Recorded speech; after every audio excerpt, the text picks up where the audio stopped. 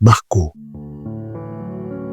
Quand Marco passait, tous les jeunes hommes se penchaient pour voir ses yeux.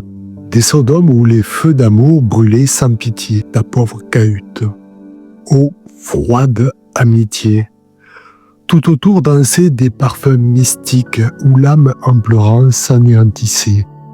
Sur ses cheveux roux, un charme glissait. Sa robe rendait d'étranges musiques quand Marco passait. Quand Marco chantait, ses mains sur l'ivoire évoquaient souvent la profondeur noire, les airs primitifs que nul n'a redits. Et sa voix montait dans les paradis de la symphonie immense des rêves.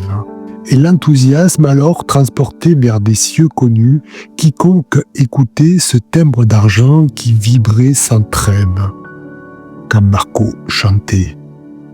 Quand Marco pleurait, ses terribles larmes défiaient l'éclat des plus belles armes. Ses lèvres de sang fronçaient leur carmin et son désespoir n'avait rien d'humain. Pareil au foyer que l'huile exaspère, son courroux croissait rouge et l'on aurait dit d'une lionne à l'âpre forêt, communiquant sa terrible colère quand Marco pleurait. Quand Marco dansait, sa jupe moirée allait et venait comme une marée, et tel qu'un bambou flexible, son flanc se tordait, faisant saillir son sein blanc. Un éclair partait.